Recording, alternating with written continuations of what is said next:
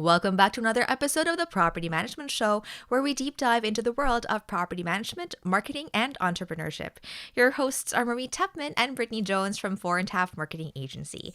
4.5 has been helping property managers like you grow their business by using marketing strategies that attract owner leads. Whether you need help with your website, SEO, social media, reputation management, videos, content, paid advertising, you name it, we can help you. Go to our website, fourandhalf.com, to learn more. That's fourandhalf.com. In our previous episode, we spoke with SEO and marketing guru Rand Fishkin about the shifting tides in digital marketing, sources of influence, and also ROI on marketing spend. Now, on this episode, we continue that conversation to cover things like money keywords, vanity metrics, generative AI, and also how to make the immeasurable marketing channels more measurable. So without further ado, here is part 2 of our interview. Yeah, as you were talking, Rand, I just had this thought that came to me. I think it's commonly not talked about that the money keywords everyone wants to rank for their specific industry, their specific business. It's typically a money keyword because everyone else considers it a money keyword. And it's because it's typically a keyword that's like bottom of the funnel, meaning people who search for it are so close to pulling the trigger. And so it's like, Brittany and I always tell our clients, like, why do you want to go to the battlefield where everyone's trying to compete for that and it's going to cost you so much? There are other steps of the funnel. Like that's why our whole, like our basis for our agency is like content marketing, because it's like the blue ocean strategy, right? It's like you go for the keywords that people aren't paying attention to, so you don't have to fight as hard to be visible, yet people are just so attracted to the blood and gore of the battlefield. I mean, I don't know. I think And this prestige. is like how a problem with how entrepreneurs are socialized and trained, right?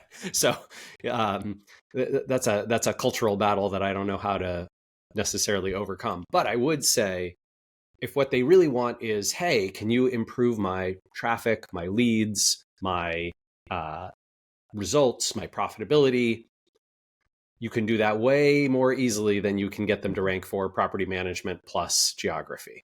And if that conversation is how you open, right? If you say, hey, everybody is chasing this, we're going to help you beat them all by doing something that none of them are doing. If that sounds appealing to you, we're your folks. And if all you really want to do is rank for this vanity keyword, let me recommend some expensive SEOs who will be happy to help you. Yes. For a lot of more money. For a lot more money. By the way, you will not make it as much. But if you want to spend on it, go to town, brother. Yeah. So speaking of vanity metrics, so I know that when in the content that you put out about like measuring lift versus, perfect attribution, one of the examples you give is like going back to what we used to call vanity metrics. Like, are you getting more subscribers, followers, like engagement, not necessarily conversions. Right. But I remember this was something that's kind of contentious, because I remember back in 2017, I put out a blog for our clients and prospects about vanity metrics. And because I found this article from Harvard Business Review where they talked about like what's the actual value of a Facebook like to a business. And a bunch of marketing researchers did this whole, study to figure out like, does it really contribute to a business? And what they found was it doesn't really change behavior of consumers or like increase spending or whatever. And it was because they found that consumers who like a brand on social media, specifically Facebook in their study, they're simply expressing their pre-existing preference. So they already like the brand, and then they see it being suggested and they like it. So they were going to buy from you anyway. They already like your brand, and that's why they like you on Facebook. You're not going to convince someone who's never heard of you, doesn't like you, to like your Facebook page and then turn that into a purchase that wouldn't have happened. And so my question is like, we have that kind of research from 2017. If having like a Facebook like, social media like, or a vanity metric like that doesn't necessarily lead to increased purchases, what do you think is the value of metrics like it to a small business? Sure. So two things. The first thing is that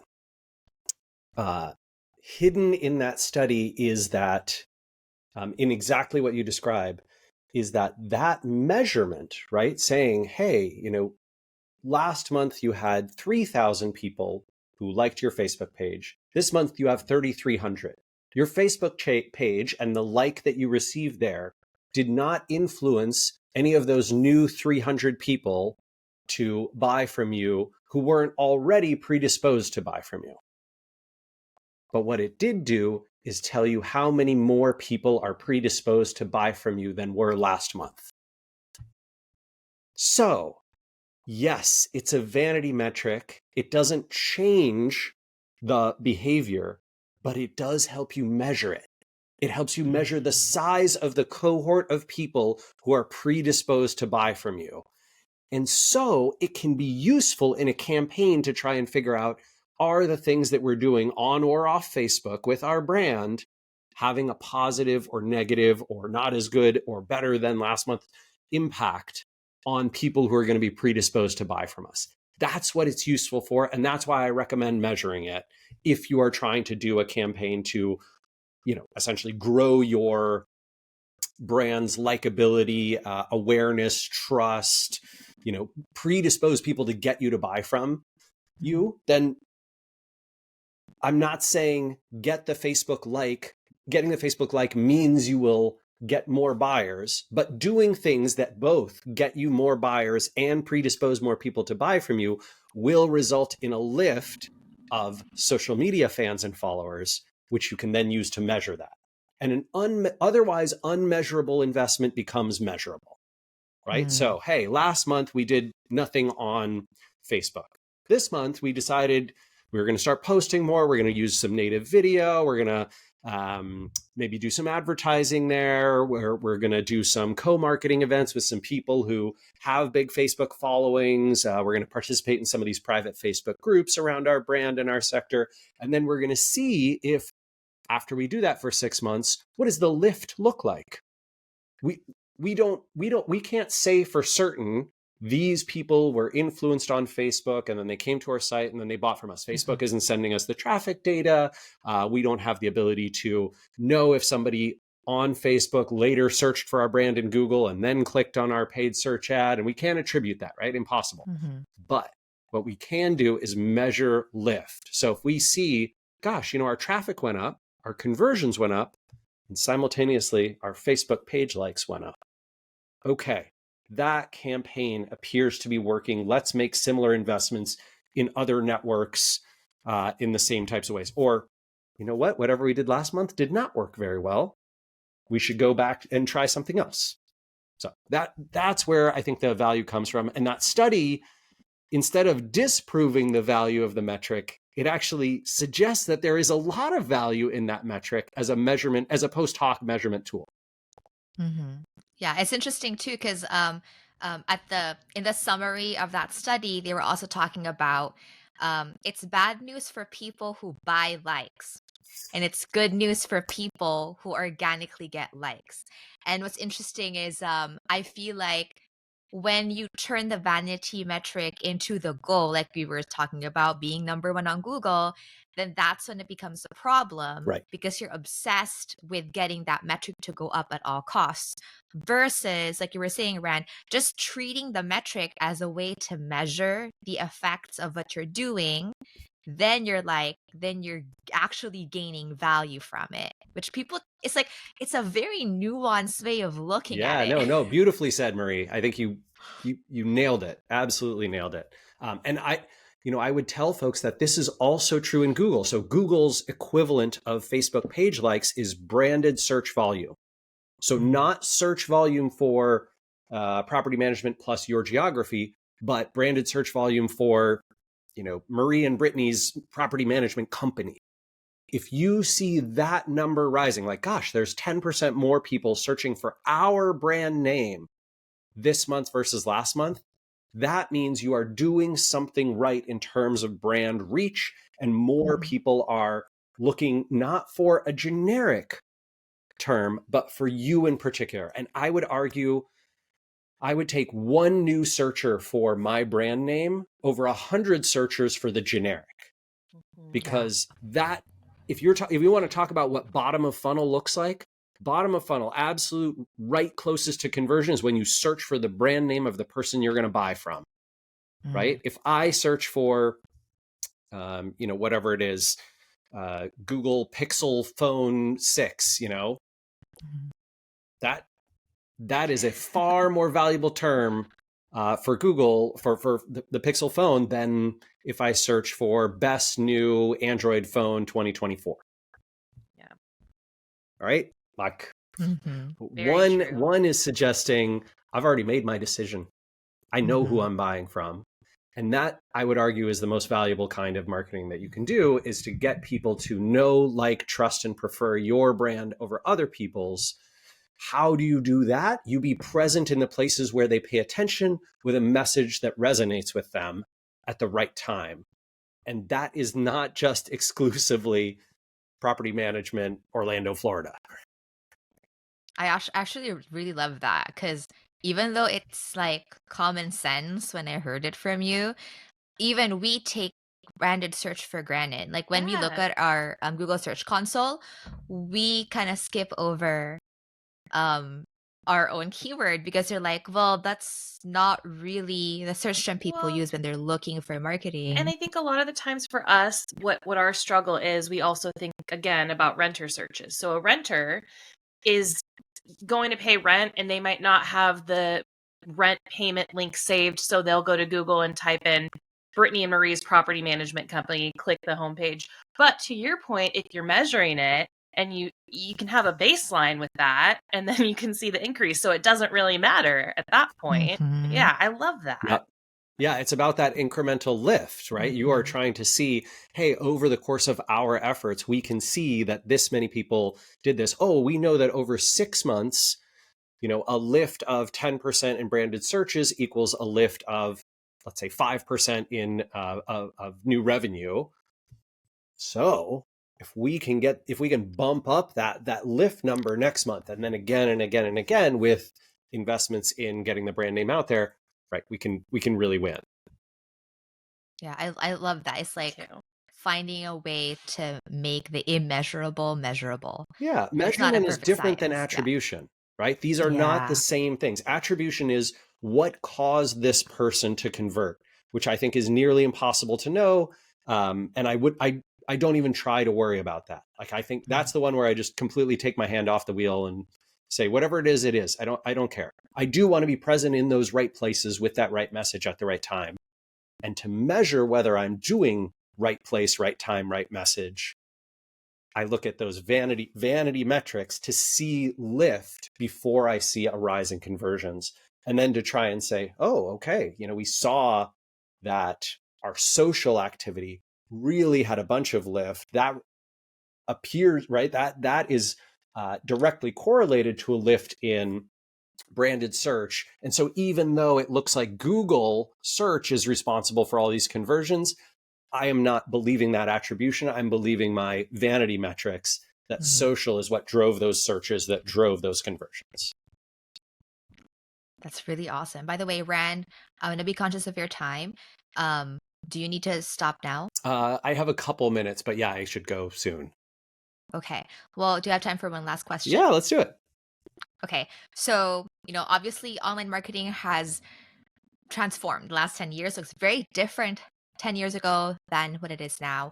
And then you have this gold rush with generative AI. Everyone wants to, incorporate it. We've had clients who were like, hey, I want to implement Gen AI on my website. And we're like, cool. Anyway, so I'm just curious, cool. Given your kind of unique point of view, right, with where this is all headed, where do you see marketing going in 5 to 10 years? Like, have you seen any data to kind of back up any hunches? Okay, so like I was talking about earlier, my belief, Marie, is that marketing is a field in which you should follow crowds, not try and lead them. Meaning, until my audience is present and having relevant conversations in a place, I don't believe it is marketers' job to try and sort of reach them in that place before they get there. Really good examples of this was like in 2010, everybody was like, you have to build a mobile app. Every website should have a mobile app. And then it turns out people download about 40 or 50 mobile apps apart from games. And that's it. There's 40 or 50 companies that should have a mobile app and nobody else. Everybody else should have a mobile friendly website, but chasing the mobile app, right? Trying to lead by, we have a mobile app before anybody else in our field. Great. Why? No, just make your website friendly. Like, don't have a property management app for your particular brand that you spent $100,000 developing and and it has all these features. No, just make it so that people can log into your website on their phone, real simple, and then pay their bill. Yeah, so mobile apps is a good example. NFTs, another great one. Blockchain, right? Right. Yes, there were tons of marketers and websites that were like, oh my God, how do we get into Web 3.0? And I want to, be using the blockchain somehow. Why? What does it do for your customer? How does it make your customers happier, give them a better experience? It just doesn't. And generative AI, I think, can solve particular point problems, right? If you tell me, hey, I have a huge database of 100,000 of my rental properties or properties that we manage all over the country, and I want to classify them quickly, and I don't really want to pay someone on Fiverr, the accuracy is low. Great, hand classify the first 100 and then have ChatGPT classify the rest based on your rules. It's great for that. So wonderful. But put it in your website for what reason, right? We all know that generative AI content is the floor. It's the worst content that is out there. Not to say that there are some humans that can't produce even worse things, but anybody can make generative AI content for no money. And so it is the worst stuff that you can possibly have. Your goal must be, how do I make sure everything I produce is better than that? So if someone's coming to you and they're saying, I want generative AI on my website, you should be highly suspicious that this person knows what they're talking about. Yeah. You should be like, oh no, I'm concerned that you have misunderstood how the world works. Right. Yeah. Well, and that's why I we go, think well, tell us more what you mean by that.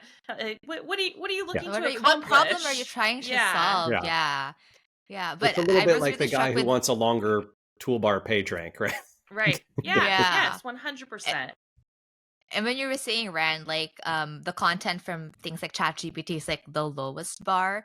That's actually my second question that you may not have time for. But I was just gonna say, more and more people are wanting to experiment with generative AI and using it to create their content. And so we've been having conversations with people who were like, well, I don't know if I can invest the money with you guys because I could just do the content with generative AI. And, I was just curious, like, you are also a marketer. Like, what's the value of a marketing agency? Yeah, I love that. I love that because anyone can use Gen AI. What's wonderful is the more people who make their content with generative AI, the easier it will be to stand out for everybody who doesn't. Right?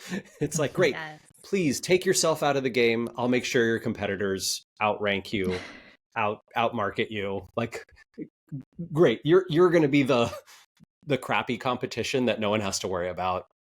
Go to town, right? Like, have fun.